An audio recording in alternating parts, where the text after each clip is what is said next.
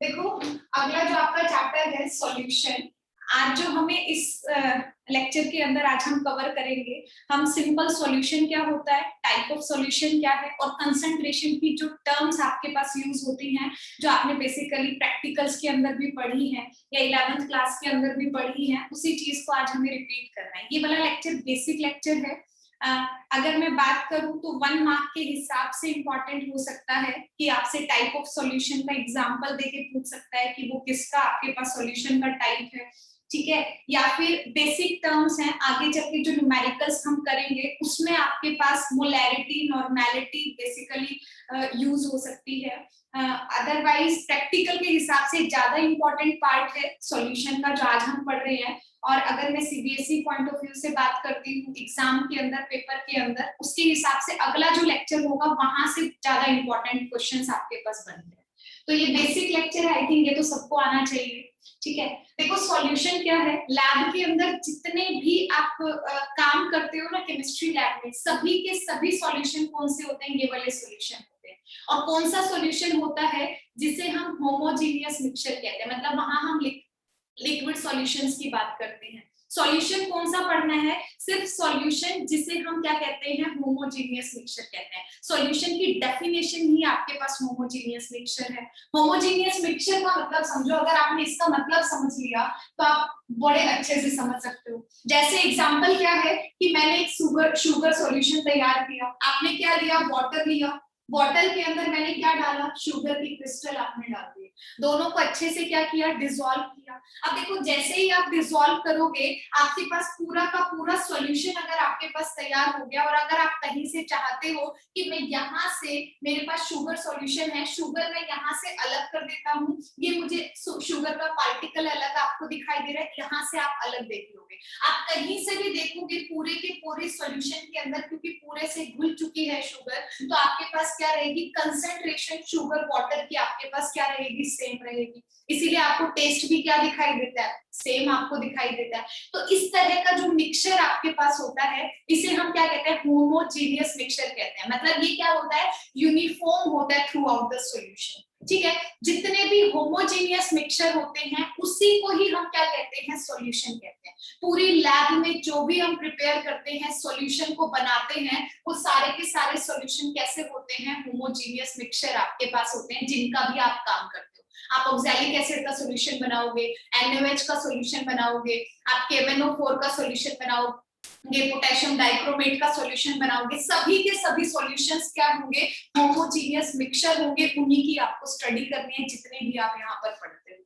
अब देखो सॉल्यूशन का तो मतलब समझ में आ गया कि वो हमेशा होमोजीनियस होना चाहिए, हिट्रोजीनियस वाले की हम बात नहीं करते हैं, ठीक है, उसको हम सॉल्यूशन नहीं बोलते हैं। अब देखो सॉल्यूशन है वो 3 टाइप का होता है। कैसे, जैसे हमारे पास 3 टाइप की स्टेट्स होती हैं, सॉलिड, लिक्विड और गैसेस, ऐसे ही हम क्या कहते हैं, सॉल्यूशन को 3 पार्ट्स में डिवाइड करते हैं, सॉलिड सॉल्यूशन, लिक्विड सॉल्यूशन और गैसेस सॉल्यूशन। अब बेसिक चीज अगर मैं बात करूं कि सॉल्यूशन बनता कैसे है, देखो मैंने अभी क्या किया था, एक पानी लिया, उसके अंदर शुगर मिला दिया, ठीक है, आपने क्या किया, दोनों को मिक्स कर दिया, होमोजीनियस मिक्सचर बन गया, सॉल्यूशन कह दिया।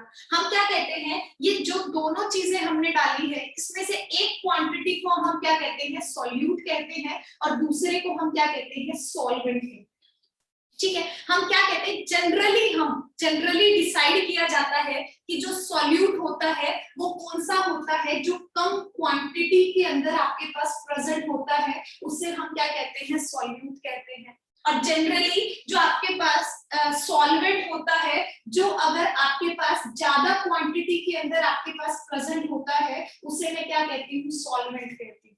जैसे यहाँ पर वाटर ज्यादा था, शुगर आपके पास कम थी, तो मैंने क्या कहा कि शुगर जो आपके पास एज अ सॉल्यूट काम कर रही है, उसको मैंने वाटर में मिक्स कर दिया, वाटर जो कि आपके पास सॉल्वेंट है, ठीक है। तो सॉल्यूट प्लस सॉल्वेंट को हम क्या कहते हैं, इज इक्वल टू आपके पास सॉल्यूशन होता है, जो कि आपके पास होमोजीनियस मिक्सचर है। एक वर्ड मैंने बोला है जनरली, ठीक है। जनरली क्या है कि मतलब ये बिल्कुल फिक्स नहीं है, जो लेस क्वांटिटी के अंदर होगा वो बाय डिफॉल्ट हमेशा क्या होगा, सॉल्यूट होगा, ठीक है। जनरली हम मानकर चलते हैं कि जो लेस क्वांटिटी वाला होता है वो आपके पास सॉल्यूट होगा, आपके पास हाई जो ज्यादा लार्ज क्वांटिटी के अंदर अवेलेबल है उसको हम क्या कहते हैं, सॉल्वेंट लेकर जाते हैं, ठीक है। लेकिन ये कोई सफिशिएंट और नेसेसरी कंडीशन नहीं है कि ये हमेशा होगा, इसीलिए हम इसके आगे हमेशा क्या करते हैं, जब भी डेफिनेशन लिखी होती है, आप बुक्स में अगर ध्यान से देखोगे वहां पर जनरली वर्ड लिखा जाता है। ये तो था सिंपल कि सॉल्यूशन क्या होता है। अभी अभी हमने बात की सॉल्यूशन को 3 टाइप्स में डिवाइड किया है, एक सॉलिड सॉल्यूशन, एक लिक्विड सॉल्यूशन, एक गैसियस सॉल्यूशन। अब इसका नाम क्यों रखा है, अगर मैंने सॉल्वेंट को एज अ सॉलिड फिक्स कर दिया, मैंने क्या कहा कि मैंने जो सॉल्वेंट है वो आपके पास क्या लिया है, सॉलिड ले लिया, ठीक है, तो उसको मैं क्या कहूंगी, सॉलिड सॉल्यूशन बोलूंगी। मतलब अगर लार्ज क्वांटिटी वाला जिस भी स्टेट का होता है उसी स्टेट के बेसिस पर उसको नाम दे दिया जाता है। मैंने क्या कहा कि सॉलिड है वो आपके पास क्या होगा, वो सॉल्वेंट की तरह बिहेव कर रहा है, मींस वो आपके पास लार्ज क्वांटिटी के अंदर है, तो इस तरह की सिचुएशन को क्या बोलूंगी, सॉलिड सॉल्यूशन बोलूंगी। मतलब अगर मैंने सॉलिड के अंदर सॉलिड मिक्स किया तो भी आपके पास क्या होगा, जहां पर सॉलिड स्टेट के अंदर आपके पास सॉल्यूट भी ऐसे ही है और सॉलिड ही आपके पास क्या है, सॉल्वेंट है, लेकिन सॉलिड क्या है, लार्ज क्वांटिटी में, तो ये किसका एग्जांपल हुआ, सॉलिड सॉल्यूशन का हुआ। अगर मैंने लिक्विड लिया जो आपके पास कम क्वांटिटी में प्रेजेंट है, उसके अंदर भी आपने उसको किस में मिला दिया, सॉलिड के अंदर आपने मिक्स किया जो कि लार्ज क्वांटिटी के अंदर आपके पास प्रेजेंट है, तो उसको भी मैं क्या कहूंगी, सॉलिड सॉल्यूशन बोलूंगी। आपने कोई भी गैसेस लिया उसको सॉलिड में मिलाओगे जहां पर सॉलिड एज अ सॉल्वेंट काम कर रहा है, तो वो भी किसका एग्जांपल होगा, सॉलिड सॉल्यूशन का एग्जांपल। इसीलिए से लिक्विड सॉल्यूशन है जहां पर लिक्विड आपके पास क्या होता है, एज अ सॉल्वेंट काम करता है।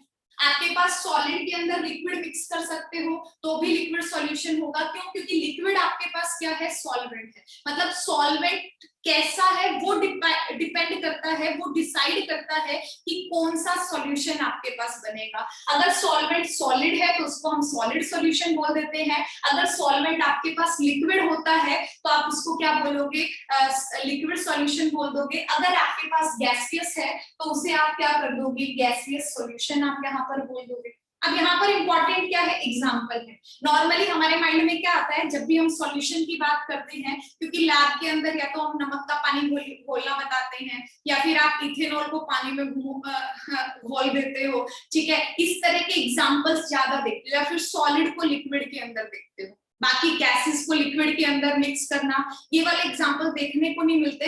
तो जब तक हम इसको नहीं पढ़ते हमारे माइंड में कई बार ये आता है, अच्छा लिक्विड सॉल्यूशन का मतलब है जो लिक्विड फॉर्म में होता है, लिक्विड ज्यादा होता है उसी को ही हम सॉल्यूशन बोलते हैं, लेकिन ऐसा नहीं है, सॉलिड भी हो सकता है, लिक्विड भी हो सकता है, गैसियस सॉल्यूशन भी आपके पास क्या है, वो भी आपको देखने को मिलता है। बस डेली यूज में इसके एग्जांपल्स आप ज्यादा देखते हो, बस उससे आप वेल नोन हो जाते हो। एग्जाम्पल देखो, अगर मैंने सॉलिड के अंदर सॉलिड लिया, सॉलिड के अंदर सॉलिड का मतलब क्या है कि जैसे आर्टिफिशियल ज्वेलरी आपके पास होती है, कॉपर के अंदर गोल्ड है, क्योंकि गोल्ड आपके पास प्योर नहीं होता है, ठीक है, सिल्वर है आपके पास प्योर फॉर्म में नहीं होता है, उसमें हम क्या करते हैं, थोड़ी बहुत क्वांटिटी है वो एज अ इम्प्योरिटी जिसको हम कह सकते हैं, किसी दूसरे एलिमेंट को उसको मिक्स कर देते हैं, तो वो क्या होता है, सॉलिड को सॉलिड के अंदर मिक्स किया गया है, तो वो किसका एग्जाम्पल आपके पास होता है, सॉलिड सॉल्यूशन का एग्जाम्पल होता है। ऐसे ही आपके पास क्या है, अगर मुझे सॉलिड के अंदर लिक्विड का एग्जाम्पल देखो, ये कॉपर प्लस गोल्ड है, सॉलिड सॉल्यूशन का एग्जाम्पल है। लिक्विड को सॉलिड में मिक्स किया, लिक्विड को सॉलिड में मिक्स कैसे करते हैं, जैसे मैंने यहाँ पर मरकरी प्लस सोडियम लिखा है, ये जो मरकरी है इसको हम क्या कहते हैं, अमलगम बोलते हैं, कि अमलगम को मरकरी का जो आपके पास इसको हम अमलगम कहते हैं, अमलगम को मैंने क्या किया, सोडियम के अंदर मिक्स कर दिया। मरकरी कैसी होती है, लिक्विड फॉर्म के अंदर आपके पास होती है, तो उस लिक्विड को सोडियम कैसा है, मेटल आपके पास सॉलिड फॉर्म के अंदर है, तो लिक्विड को सॉलिड के अंदर आपने मिक्स किया तो किसका एग्जांपल होगा, फिर से आपके पास सॉलिड सॉल्यूशन का एग्जांपल होगा। अब गैसेस को भी हमें क्या कर सकती हूँ, सॉलिड जहां पर आपके पास ऐसे सॉल्वेंट काम कर रहा है उसका एग्जांपल देखो, जैसे आपने सरफेस केमिस्ट्री के अंदर सबसे ज्यादा देखने को मिलता है, ठीक है, ये वाली एग्जांपल, जैसे आप आगे ऑर्गेनिक के अंदर कैटलिस्ट भी पढ़ोगे कि आपने हाइड्रोजिनेशन कराया है, पेडेलियम की प्रेजेंस में, प्लैटिनम की प्रेजेंस में, वो जो हाइड्रोजनेशन कराते हैं वो सरफेस केमिस्ट्री पर, वो क्या होता है, आपने एक सरफेस केमिस्ट्री पे कोई भी सॉलिड का आपने ले लिया, मान लिया आपने पेडेलियम, आपने यहाँ पर सरफेस ए ले लिया। हाइड्रोजनेशन का मतलब क्या है, हाइड्रोजन गैस आपके पास होती है, गैसियस फॉर्म में होती है, वो क्या होती है, यहाँ पर जाकर आपके पास एब्जॉर्ब हो जाती है, जो किसका एग्जांपल आपके पास होता है, अगेन सॉलिड सॉल्यूशन का एग्जांपल है। कौन से सॉलिड का एग्जांपल है, गैस इन सॉलिड के साथ आपके पास एग्जांपल है। जितने भी सरफेस के अंदर सबसे ज्यादा एग्जांपल देखने को मिलते हैं। लिक्विड सॉल्यूशन की तरफ जाओ, ये सबसे वेल नोन है, सॉलिड के अंदर लिक्विड को मिलाया, ग्लूकोज को पानी में मिला दिया, शुगर को पानी में मिला दिया, नमक को पानी में मिलाया, सारे किसके एग्जांपल है, सॉलिड इन लिक्विड के एग्जांपल है। ठीक है, इसके बाद देखो लिक्विड इन लिक्विड का एग्जांपल क्या हो सकता है, इथेनॉल, जितने भी आपके पास अल्कोहल हैं, अल्कोहल को क्या करोगे, वाटर के अंदर मिक्स कर दो, लिक्विड इन लिक्विड का एग्जांपल हो गया। गैसेस इन लिक्विड का एग्जांपल क्या है, ऑक्सीजन गैस है, उसको वाटर के अंदर आप मिक्स कर दो।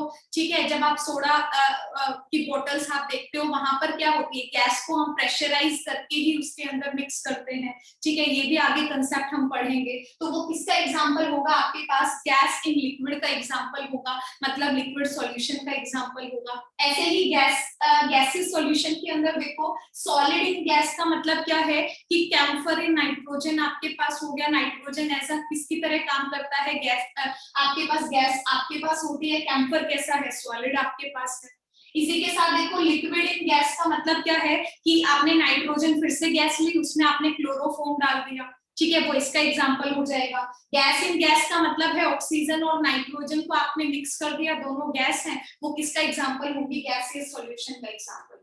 तो एक एक एग्जांपल आपको इसका ध्यान में रखना है बेसिकली। ठीक है, ये सिर्फ बेसिक पार्ट था अभी तक, जितना हमने टाइप ऑफ सॉल्यूशन और सॉल्यूशन की बात की है। इसके बाद जो हमें आगे बढ़ना है वो किसकी तरफ है, कंसंट्रेशन की तरफ। देखो कंसंट्रेशन का मतलब क्या होता है, कंसंट्रेशन का मतलब होता है, या सॉल्युबिलिटी भी आगे हम पढ़ेंगे। ठीक है, एक चीज का ध्यान रखना, यहाँ पर जब भी आप कंसंट्रेशन पढ़ते हो तो बहुत सारी कंसंट्रेशन की टर्म्स हैं, आपने 11th में भी पढ़ रखी है। मैंने इसको क्या किया है, दो पार्ट्स में डिवाइड किया है, क्योंकि 1 मार्क के अंदर क्वेश्चन पूछ लेता है कि कौन सी टर्म है वो आपके पास टेम्परेचर डिपेंडेंट है, कौन सी टर्म है जो आपके पास टेम्परेचर इंडिपेंडेंट है। कंसंट्रेशन आपके पास क्या है, कितनी अमाउंट मैंने कितने सॉल्यूशन के अंदर मिक्स की, ठीक है, वो उसकी क्या बताता है, कंसंट्रेशन बताता है। या इसी फॉर्म को आगे हम क्या करते हैं, वही उसकी सॉल्युबिलिटी होती है, जो नेक्स्ट लेक्चर में हम लोग बात करेंगे। ठीक है, तो कंसंट्रेशन को दो टर्म में डिवाइड किया है मैंने, एक आपके पास टेम्परेचर डिपेंडेंट है, एक टेम्परेचर इंडिपेंडेंट है। अब देखो टेम्परेचर डिपेंडेंट कौन सी होती है, आपके पास हम मास और वॉल्यूम की बात करेंगे। वॉल्यूम आपके पास क्या है, टेम्परेचर डिपेंडेंट होती है। आपने पानी लिया, उसको बॉयल करना स्टार्ट किया, टेम्परेचर बढ़ा दिया, तो आधा क्या हो जाएगा, एज अ वेपर आपके पास उड़ जाएगा। इसका मतलब जो लिक्विड आपके पास है वो किस पे डिपेंड कर रहा है, टेम्परेचर के ऊपर डिपेंड कर रहा है, क्योंकि लिक्विड की आप वॉल्यूम लेते हो ना, तो इसका मतलब जो वॉल्यूम आपके पास है वो कैसी है, टेम्परेचर डिपेंडेंट होती है। तो जितनी भी वॉल्यूम की आपके पास कंसंट्रेशन टर्म्स होंगी वो सारी किसकी एग्जांपल होंगी, टेम्परेचर डिपेंडेंट की होंगी। कैसे, जैसे पहली मेरे पास क्या है, परसेंटेज वॉल्यूम बाय वॉल्यूम है, वॉल्यूम आ गया तो टेम्परेचर डिपेंडेंट हो गई। अगला देखो वेट बाय वॉल्यूम है, यहाँ पर भी वॉल्यूम आपके पास आ गया तो टेम्परेचर डिपेंडेंट हो गई। अगला पीपीएम वॉल्यूम बाय वॉल्यूम है, पीपीएम वेट बाय वॉल्यूम है, मोलैरिटी है, इसमें भी वॉल्यूम की बात करते हैं। आपके पास फॉर्मेलिटी है, नॉर्मेलिटी है, आपके पास स्ट्रेंथ निकालनी है, इन सब के अंदर फॉर्मूलोज के अंदर आप वॉल्यूम की बात करते हो, और जहां पर भी वॉल्यूम टर्म आ जाएगी इसका मतलब ये सारी की सारी क्या हो जाती है, टेम्परेचर डिपेंडेंट हो जाती है। सबसे ज्यादा जो यहाँ से क्वेश्चन पूछता है वो किसके बारे में बात करता है, मोलैरिटी के बारे में बात करता है। आज हम बात करेंगे इसकी। ठीक है, कुछ आपने 11th में भी पढ़ी होगी कि मोलैरिटी टेम्परेचर डिपेंडेंट होती है या इंडिपेंडेंट होती है, ये बहुत इंपॉर्टेंट है, इन सब में से सबसे ज्यादा इंपॉर्टेंट ये है। ठीक है, इसके बाद देखो टेम्परेचर इंडिपेंडेंट में कौन सा आपके पास आता है, जहां पर हम मास की बात करते हैं, क्योंकि आपके पास मैंने ये रख दिया टेम्परेचर बढ़ाओ या घटाओ, आपके पास ऐसा नहीं है कि मास रिड्यूस आपके पास हो जाता है। ठीक है। तो मास आपके पास कैसा होता है, टेम्परेचर इंडिपेंडेंट क्वांटिटी के अंदर आता है। तो यहाँ पर कौन कौन सी टर्म्स होंगी, मोलैलिटी जो सबसे ज्यादा इंपॉर्टेंट है, सबसे ज्यादा पूछी जाती है। मोल फ्रैक्शन भी कभी कभी पूछ लेता है, लेकिन 95% जो क्वेश्चंस होते हैं वो मोलैरिटी और मोलैलिटी के ऊपर आपके पास होते हैं। दूसरा देखो, वेट बाय वेट, दोनों में मास बाय मास आपके पास रहेगा, तो कैसी क्वांटिटी होगी, टेम्परेचर इंडिपेंडेंट रहेगी। यहाँ देखो पीपीएम, वेट बाय वेट आपके पास है, मोलैलिटी है, और एक आपके पास क्या है, मोल फ्रैक्शन है। ये चारों की चारों क्या है, टेम्परेचर इंडिपेंडेंट है, और इनको छोड़ के बाकी जितनी भी हैं वो सारी की सारी आपके पास क्या है, टेम्परेचर डिपेंडेंट है। ठीक है, तो इन सारी की सारी टर्म्स की डेफिनेशन है, क्या ये कहता है, अब हम इसके बारे में बात करने वाले हैं। देखो पहली टर्म देखो, परसेंटेज वॉल्यूम बाय वॉल्यूम, बस आपको फॉर्मूला पता होना चाहिए। एक चीज का ध्यान रखना, जितना भी हम बात करेंगे टर्म्स के बारे में, एक चीज ध्यान रख लेना, जब भी हम बात करेंगे सॉल्यूट अपॉन सॉल्यूशन की बात करेंगे, ठीक है, जितनी भी फॉर्मूलेज बनेंगे सॉल्यूट अपॉन सॉल्यूशन के फॉर्मूले बनेंगे। ठीक है, अब एक दो तीन छोड़ के, मोलैलिटी है इसको छोड़ के, मोलैलिटी के अंदर क्या होता है, सॉल्यूट अपॉन में आपके पास सॉल्वेंट होता है, बाकी जितनी है सब में सॉल्यूट अपॉन में सॉल्यूशन आपको देखना होता है। जब हम मोल फ्रैक्शन की बात करते हैं, मोल फ्रैक्शन में भी हम कह सकते हैं कि आपके पास जो होता है वो सॉल्यूट अपॉन सॉल्यूशन होता है, क्योंकि उसमें सभी कंपोनेंट्स के मोल्स को हम ऐड करते हैं। ठीक है, उसको छोड़ के क्योंकि सबको ही ऐड कर रहे हैं तो उसको भी एज ए सॉल्यूशन आप मान सकते हो। तो इन टर्म्स को छोड़ के सबको, सिर्फ एक आपके पास मोलैलिटी ऐसी बचती है जहां पर हम सॉल्यूट बाय सॉल्वेंट की बात करेंगे, अदरवाइज हर जगह पर हम सॉल्यूट बाय सॉल्यूशन की बात करेंगे। अगर ये टर्म आपको पता चल गई ना, तो इसका मतलब ये सारी की सारी आप बहुत इजीली डिफाइन कर सकते हो। कैसे करोगे, ध्यान से देखो, परसेंटेज वॉल्यूम बाय वॉल्यूम है। अब देखो ऊपर सॉल्यूट होएगा, नीचे आपके पास सॉल्यूशन आएगा। अब परसेंटेज पहले वॉल्यूम है, इसका मतलब फॉर्मूला क्या बनेगा, वॉल्यूम ऑफ सॉल्यूट होगा, अपॉन में क्या होगा, वॉल्यूम ऑफ सॉल्यूशन होगा। ठीक है, वॉल्यूम जब भी लोगे किसमें लोगे, एमएल के अंदर आपको लेनी है। मास जब भी लोगे किसमें लोगे, ग्राम के अंदर आपको लेना है। अब देखो परसेंटेज लिख दिया तो इसका मतलब आपने क्या कर दिया, मल्टीप्लाई 100 कर दिया, ये आपके पास फॉर्मूला है। डिफाइन करना चाहो तो परसेंटेज वॉल्यूम बाय वॉल्यूम का मतलब क्या है, the volume of solute present in the volume of total volume of the solution आपके पास is known as the volume by volume percentage. अगला देखो सेकंड आपके पास क्या है, इसी में परसेंटेज वेट बाय वॉल्यूम की अगर मैं बात करती हूँ तो देखो वेट किसका होगा, फिर से सॉल्यूट का होगा, वॉल्यूम किसकी रहेगी, नीचे वाली वो सॉल्यूशन की रहेगी। इजी है फॉर्मूला, क्या होगा, मास ऑफ सॉल्यूट आपके पास होगा, नीचे आपके पास वॉल्यूम ऑफ सॉल्यूशन रहेगी, और परसेंटेज है तो परसेंटेज के नाम का आपको क्या लगाना है, 100 लगाना है। अगला देखो अगली टर्म आपके पास है, कौन सी है, पीपीएम, वॉल्यूम बाय वॉल्यूम है। देखो फर्क कुछ नहीं है, वॉल्यूम है, फिर से क्या करना है, वॉल्यूम ऑफ सॉल्यूट लिखोगे, अपॉन में वॉल्यूम ऑफ सॉल्यूशन लिखोगे। यहाँ पर पीपीएम दे दिया, ऊपर परसेंटेज था, परसेंटेज का के नाम का आपने मल्टीप्लाई 100 कर दिया। यहाँ आपके पास पीपीएम है, पीपीएम के नाम का कितना करते हो, 10⁶ आपको करना होता है, बस ये ध्यान में रखना है। अगला देखो, अगली जो टर्म है वो आपके पास क्या है, पीपीएम वेट बाय वॉल्यूम है, सेम हो जाएगा, मास ऑफ सॉल्यूट अपॉन में वॉल्यूम ऑफ सॉल्यूशन मल्टीप्लाई 10⁶, ये तो हो जाएगा आई थिंक। फिफ्थ देखो आपके पास क्या है, मोलैरिटी। अब मोलैरिटी बहुत इंपॉर्टेंट है। मोलैरिटी देखो आपके पास क्या होता है, मोलैरिटी के अंदर ऊपर आपके पास क्या होते हैं, number of moles of solute, number of moles of solute, मतलब ऊपर आपने क्या लेना है, मोल्स लेने हैं, किसके लोगे, सॉल्यूट के लोगे। Number of moles of solute present in per litre of the solution, ये इंपॉर्टेंट है। ठीक है, मोलैरिटी का मतलब क्या होता है, number of moles of solution present in per litre of the solution. इसका मतलब लीटर का मतलब क्या होता है, वॉल्यूम। इसका मतलब यहाँ पर आपको क्या करना है, वॉल्यूम ऑफ सॉल्यूशन लेना है, लेकिन किसमें लेना है, लीटर में लेना है। अगर आप मिलीलीटर में लोगे तो मल्टीप्लाई 1000 कर दो। ठीक है, वो आपका फॉर्मूला बन जाएगा। इसका दोबारा डेफिनेशन देखो, बहुत इंपॉर्टेंट है। मोलैरिटी को कैपिटल एम से मैं डिनोट करती हूँ, मोलैरिटी को कैपिटल एम से डिनोट करती हूँ, number of moles of solute upon में volume of solution in litres. Millilitre में करोगे मल्टीप्लाई कर दोगे कांस्टेंट वैल्यू को। अब देखो आपके पास क्या है, number of moles of solute present in per litre of the solution. Volume आपके पास नंबर ऑफ मोल्स का मतलब क्या होता है, given mass of solute upon में आपके पास क्या है, मोलर मास ऑफ सॉल्यूट आपके पास, ठीक है, given mass upon molar mass होता है, ठीक है, ये आपके पास नंबर ऑफ मोल हो गए।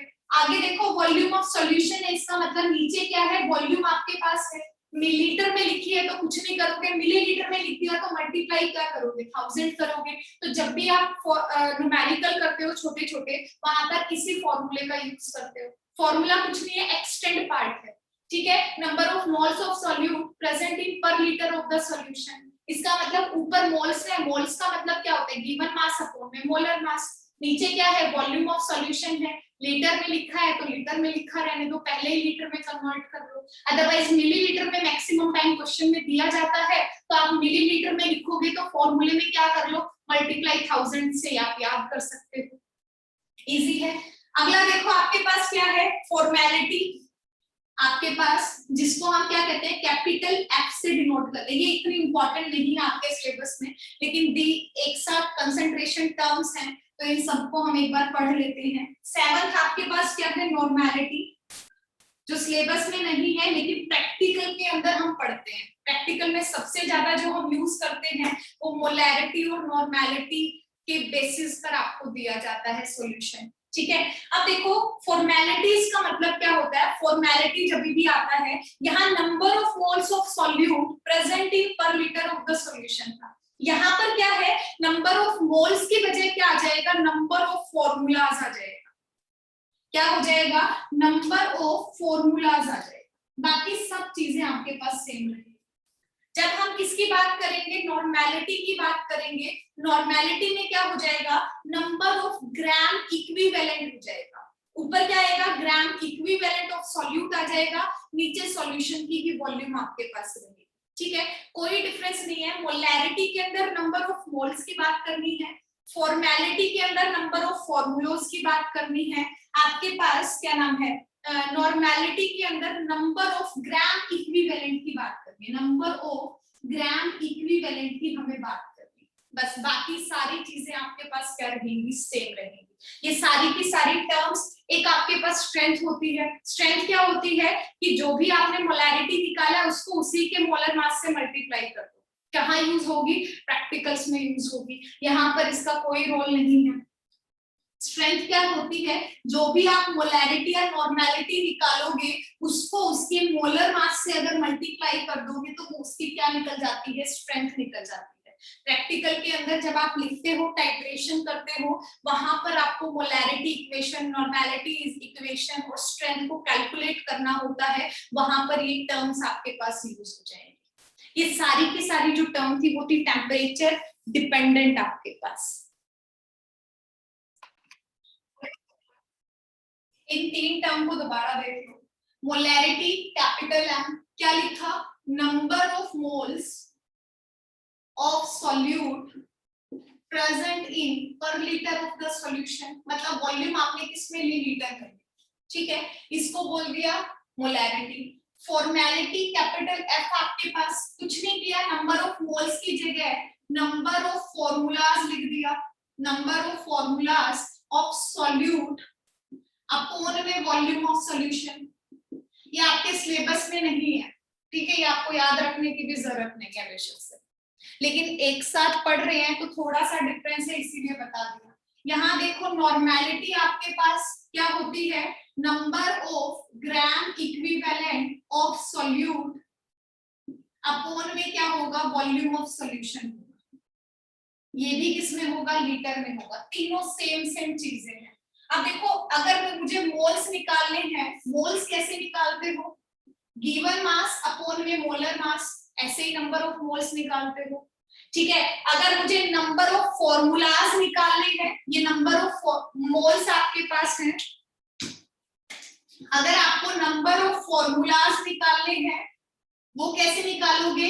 वही ऊपर क्या आ जाएगा, given mass upon molar mass था, यहाँ क्या होगा, गिवन मॉलिक्यूलर मास हो जाएगा, फॉर्मूला मास हो जाएगा, अपॉन में क्या हो जाएगा, टोटल मास हो जाएगा। बस इतना डिफरेंस है।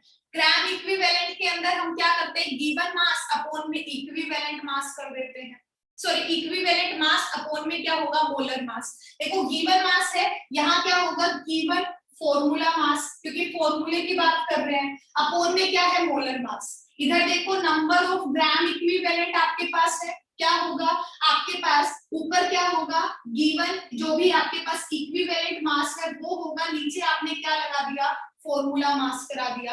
तो इस तरह से आप क्या निकाल सकते हो, number of moles, number of formulas, ये आपके सिलेबस में नहीं है, ठीक है। नंबर ऑफ ग्राम इक्विवेलेंट है, ये आप यहाँ से फाइंड आउट कर सकते हो। अब हो जाएगा, ठीक है। एक एग्जांपल देती हूँ। मान लिया कि मैंने किसी, आपके पास सॉल्यूशन है, कोई भी ए है, उसका मैंने मास दे दिया, आपके पास कितना है, 342 ग्राम आपके पास है, ठीक है।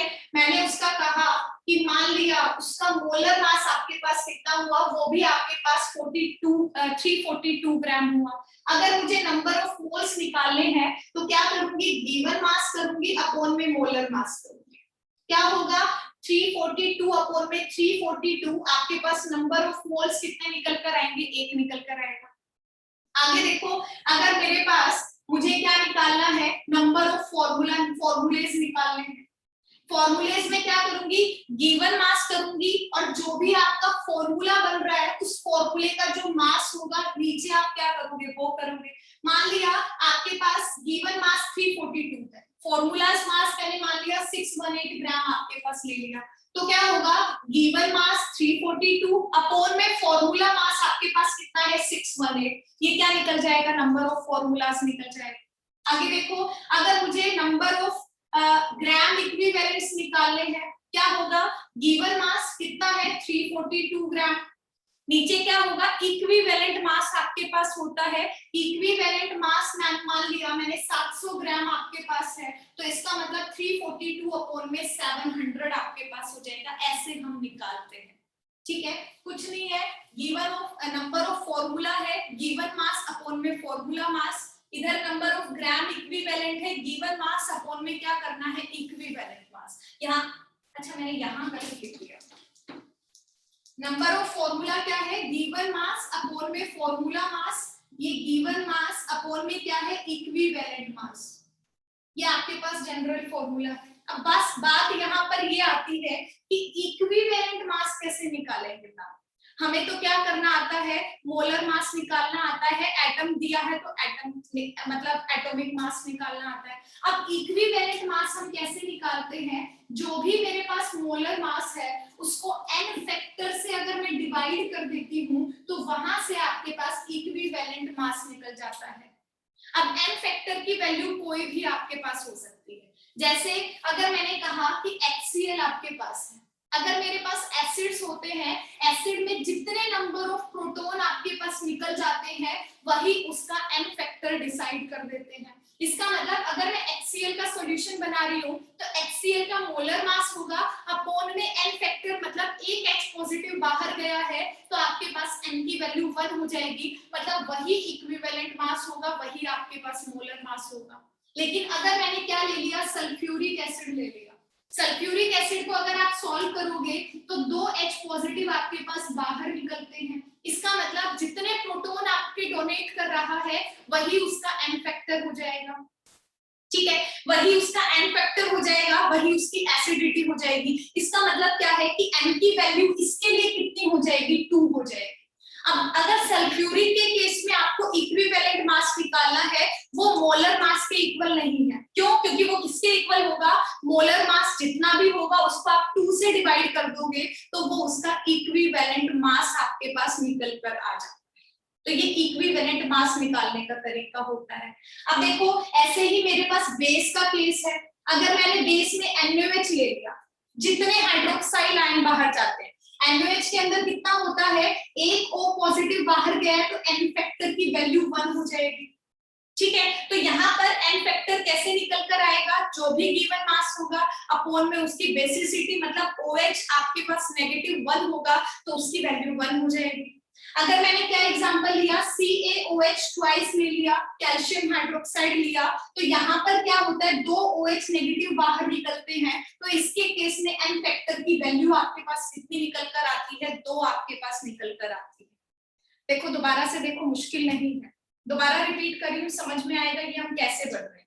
फॉर्मूले मास को तो फिलहाल के लिए बेशक से छोड़ दो क्योंकि सिलेबस में नहीं है, ठीक है। किसकी बात कर रहे हैं, एक तो हम मोलैरिटी की बात कर रहे हैं, एक हम नॉर्मेलिटी की बात कर रहे हैं। मोलैरिटी का मतलब क्या है, number of moles of solute upon में वॉल्यूम ऑफ सॉल्यूशन। अब वॉल्यूम ऑफ सॉल्यूशन तो सबको पता है, अब आपको ये पता होना चाहिए नंबर ऑफ मोल्स कैसे निकल रहे हैं। नंबर ऑफ मोल्स क्या होता है, गिवन मास अपॉन में मोलर मास। गिवन मास जो भी आपको गिवन वेट है, मोलर मास का मतलब क्या होता है, जैसे मेरे पास वाटर है, वाटर का आपके पास इसका एटॉमिक मास कितना है, 1 है, तो 2 × 1 + 16 करके हम क्या निकालते थे, मोलर मास निकालते थे।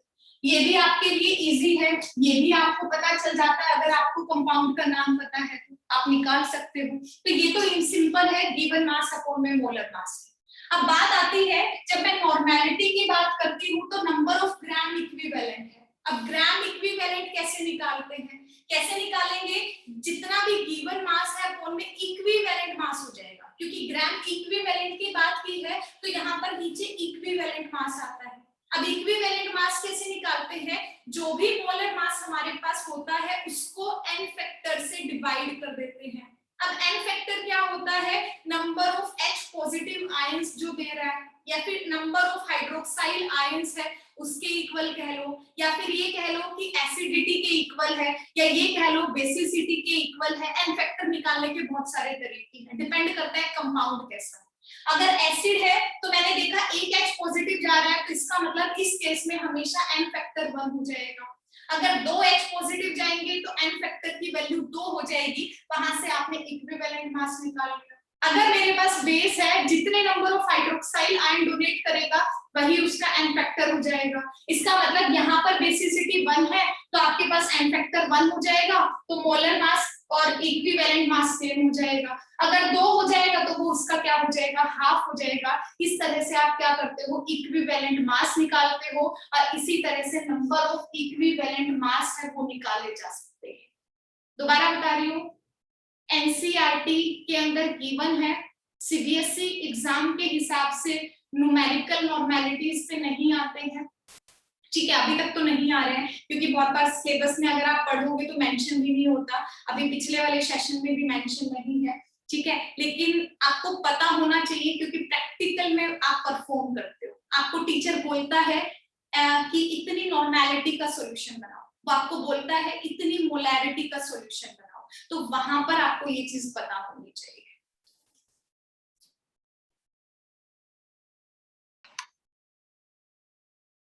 देखो अभी एक बार n फैक्टर को भी साथ के साथ कंप्लीट कर लेते हैं, ठीक है। अभी तक हमने बात की थी कि n फैक्टर को कैसे निकालते हैं, ठीक है। अगर मेरे पास नंबर ऑफ प्रोटॉन्स जितने दिए गए हैं वो आपके पास n फैक्टर को बता देगा, जितने नंबर ऑफ हाइड्रोक्साइल आयन आपके पास ट्रांसफर हुए हैं, ठीक है, या आप ये कह सकते हो इजेक्ट हुए हैं, बाहर निकले हैं, वो आपके पास क्या बताता है, n फैक्टर की बात करता है। H पॉजिटिव किस केस में बात करता है, जब मैं एसिड्स की बात करती हूँ।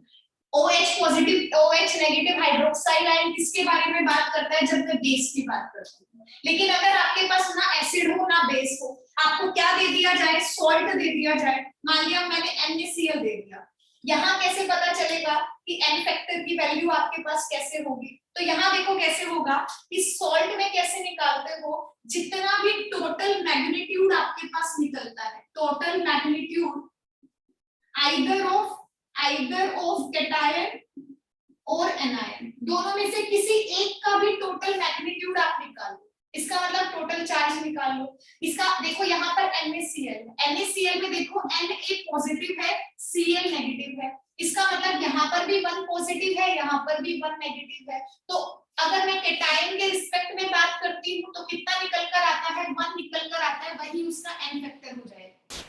देखो अभी उन्होंने सिर्फ ये बात की है कि अगर मैंने एसिड्स के केस में एन फैक्टर को निकाला तो H पॉजिटिव हम देख लेते थे, अगर मैंने बेस के केस में देखा तो हम OH नेगेटिव से डिसाइड करते थे। अगर मेरे पास सॉल्ट है तो मुझे क्या करना है, या तो मैं पॉजिटिव चार्ज को देखूं और टोटल पॉजिटिव चार्ज कितना है वो काउंट कर लूं, या फिर नेगेटिव चार्ज टोटल कितना है, दोनों सेम ही आपके पास होते हैं हमेशा, ठीक है, वो आपके पास कितना है वो मैं काउंट कर लूं, वही उसका एन फैक्टर हो जाता है।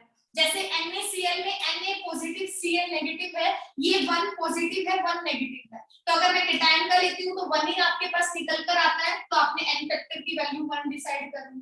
एक एग्जांपल और देखो और क्लियर होगा, अगर मैंने Na2CO3 दे दिया, यहाँ देखो Na2CO3 के अंदर क्या है, 2 Na आपके पास प्रेजेंट है, इसका मतलब एक Na पॉजिटिव, दूसरा भी क्या है Na पॉजिटिव, यहाँ देखो CO3 है, चार्ज कितना है CO3 2 नेगेटिव आपके पास चार्ज, तो किसी एक का काउंट करना है। मान लिया मैंने केटायन का आपके पास, फिर से केटायन का मैंने काउंट किया, कितना होगा, यहाँ +1 यहाँ पर +1, टोटल चार्ज कितना होगा 2 हो जाएगा।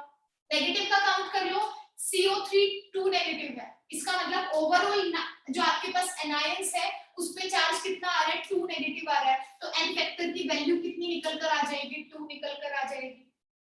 ऐसे ही देखो एक एग्जांपल और, LaL2SO4 होल थ्राइस 3 मेरे पास है, कैसे होगा, एल्यूमिनियम के ऊपर कितना चार्ज है 3 पॉजिटिव चार्ज है, कितने एल्यूमिनियम है 2 एल्यूमिनियम है, तो 2 बार एल्यूमिनियम को लिख लो। अब टोटल कैटायन कितना है 2 है, 3 यहाँ चार्ज है 3 यहाँ चार्ज है, तो ओवरऑल कितना 6 चार्ज हो गया, तो एन फैक्टर की वैल्यू कितनी आ गई 6 हो गई। एनायन के केस में देखो SO4 2 नेगेटिव है, SO4 2 नेगेटिव, लेकिन कितने SO4 है 3 आपके पास है, तो 3 बार लिखो SO4 2 negative SO4 2 negative. Anion पे टोटल चार्ज काउंट करो, यहाँ पर 2 है, यहाँ पर भी 2 नेगेटिव है, यहाँ पर भी 2 नेगेटिव है, ओवरऑल कितना हो गया 6 नेगेटिव, तो भी आपके पास एन फैक्टर की वैल्यू क्या निकल कर आती है 6 निकल कर आती है। एक और एग्जांपल देखो जिससे आप कैलकुलेट कर सकते हो, आपको हेल्प हो सकती है। अगला एग्जांपल क्या है, या तो मुझे रिड्यूसिंग एजेंट दे दिया जाए या ऑक्सीडाइजिंग एजेंट दे दिया जाए। जैसे मैंने बोला कि MnO4 आपके पास है, वो किसमें कन्वर्ट हो रहा है Mn+2 के अंदर कन्वर्ट हो रहा है, मतलब यहाँ पर Mn कौन सा है +7 ऑक्सीडेशन स्टेट में है, और यहाँ पर कितने में है +2 के अंदर है, तो जितने नंबर ऑफ इलेक्ट्रॉन्स ट्रांसफर्ड हुए हैं, नंबर ऑफ इलेक्ट्रॉन्स ट्रांसफर्ड किसको इंडिकेट करेंगे, एन फैक्टर्स को डिसाइड करेंगे। यहाँ देखो 7 है, यहाँ 2 है, कितने का डिफरेंस है 5 का डिफरेंस है, तो एन फैक्टर की वैल्यू कितनी हो जाएगी 5 हो जाएगी। तो ये कुछ मेथड्स हैं जिससे हम एन फैक्टर की वैल्यू बेसिकली निकालते हैं, ठीक है। बस इतने ही आपको पता होंगे, इससे आप आराम से क्वेश्चंस के अंदर आप आराम से सॉल्व कर सकते हो क्वेश्चंस को। इसके आगे बढ़ते हैं। अब जो अगली टर्म्स हमारे पास हैं वो है टेम्परेचर डिपेंडेंट कंसंट्रेशन टर्म। पहली क्या है, परसेंटेज वेट बाय वेट है। मैंने बोला था सिर्फ मोलैलिटी को छोड़ दो, मोल फ्रैक्शन को छोड़ दो ज्यादा से ज्यादा, या फिर सिर्फ मोलैलिटी को छोड़ दो, उसमें हमेशा क्या होता है ऊपर सॉल्यूट और नीचे सॉल्वेंट होता है, अदरवाइज उसको छोड़ के बाकी सब में सॉल्यूट अपॉन सॉल्यूशन होता है। तो यहाँ देखो परसेंटेज वेट बाय वेट क्या होगा, वेट ऑफ सॉल्यूट अपॉन में वेट ऑफ सॉल्यूशन मल्टीप्लाई क्या हो जाएगा, परसेंटेज के नाम का 100 हो जाएगा। ऐसे ही आपके पास क्या है, ppm वेट बाय वेट है, क्या हो जाएगा, वेट ऑफ सॉल्यूट आपके पास वेट ऑफ सॉल्यूट अपॉन में क्या हो जाएगा, वेट ऑफ सॉल्यूशन हो जाएगा, मल्टीप्लाई क्या हो जाएगा 10⁶ हो जाएगा। मोलैलिटी देखो, मोलैलिटी को मैं स्मॉल m से रिप्रेजेंट करती हूँ, क्या लिखेंगे, number of moles of solute present in 1 kg of the solvent. दोनों बहुत इंपॉर्टेंट डेफिनेशंस है। मोलैरिटी जब मैंने पढ़ा था तो मोलैरिटी को बोला था number of moles of solute present in per litre of the solution, volume of solution बात की थी। यहाँ क्या है, मोलैलिटी में क्या है, number of moles of solute present in 1 kg of solvent. kg का मतलब मास से है, सॉल्वेंट इसका मतलब ऊपर number of moles of solute है, नीचे मेरे पास क्या है, मास ऑफ सॉल्वेंट है, जो किसमें है आपके पास किलोग्राम में है। अगर ग्राम में दिया है तो मल्टीप्लाई क्या हो जाएगा 1000 आपके पास हो जाएगा, तो वो मोलैलिटी आपके पास निकल जाएगी। ऐसे ही देखो मोल फ्रैक्शन आपके पास है, मोल फ्रैक्शन को कैसे निकालते हैं, number of moles of a particular ion, जिसका मोल फ्रैक्शन निकालना है। मान लिया मोल फ्रैक्शन ऑफ ए आपको निकालना है, मोल फ्रैक्शन को एक्स से डिनोट करते हैं। अगर मुझे एक्स ए का मोल फ्रैक्शन निकालना है तो क्या करूंगी, number of moles of component A upon में number of moles of all the components. मान लिया मैंने कहा एक सॉल्यूशन है वो आपके पास a plus B plus C से मिलके बना, तो अगर आपने मोल फ्रैक्शन a का निकाला तो क्या होगा, नंबर ऑफ मोल्स a के हो जाएंगे, n से रिप्रेजेंट करते हैं नंबर ऑफ मोल्स को, ठीक है। नीचे क्या हो जाएंगे, नंबर ऑफ मोल्स a का, b का, और प्लस में आपके पास क्या हो जाएगा, c का। तो ये मोल फ्रैक्शन ऑफ a निकल जाएगा। अगर मैंने क्या कहा कि आपको मोल फ्रैक्शन ऑफ b आपको निकालना है तो क्या हो जाएगा, number of moles of b upon में क्या हो जाएगा, number of moles of all the component present in the solution, that is a b and c। तो क्या हो जाएगा, Na प्लस Nb प्लस में Nc आपके पास ये बन जाएगा। अगर आपको Nc निकालना है तो क्या हो जाएगा, xc निकालना है, मोल फ्रैक्शन ऑफ c निकालना है तो x Nc अपॉन में Na plus Nb plus Nc हो जाएगा। ये आपके पास मोल फ्रैक्शन होता है। बस मोल फ्रैक्शन के अंदर एक बात आपको ध्यान में रखनी होती है कि जो मोल फ्रैक्शन है, जितने भी कंपोनेंट्स आपके पास प्रेजेंट है, अगर आप उन सबका सम करते हो तो वो 1 के इक्वल होता है। मतलब अगर आपके पास किसी सॉल्यूशन के अंदर 3 कंपोनेंट है तो जब आप यहाँ पर मोल फ्रैक्शन A का निकालोगे, मोल फ्रैक्शन B का निकालोगे और C का निकालोगे, वो 1 के इक्वल आपके पास आ जाएगा। अगर मैंने कहा कि दो आपके पास किसी सॉल्यूशन में A और B है तो इसका मतलब आपके पास XA प्लस XB है, वो आपके पास 1 के इक्वल आ जाएगा। अगर किसी सॉल्यूशन में 10 कंपोनेंट है तो 10 का जब आप अलग अलग निकालोगे तो वो 1 के इक्वल हो जाएगा, ठीक है। इस प्रॉपर्टी को जनरली हम यूज कर लेंगे आगे चल के। तो ये आपकी कंसंट्रेशन की टर्म थी और सॉल्यूशन के बीच, सॉल्यूशन के बारे में हल्का फुल्का इंट्रोडक्शन था, ये कह सकते।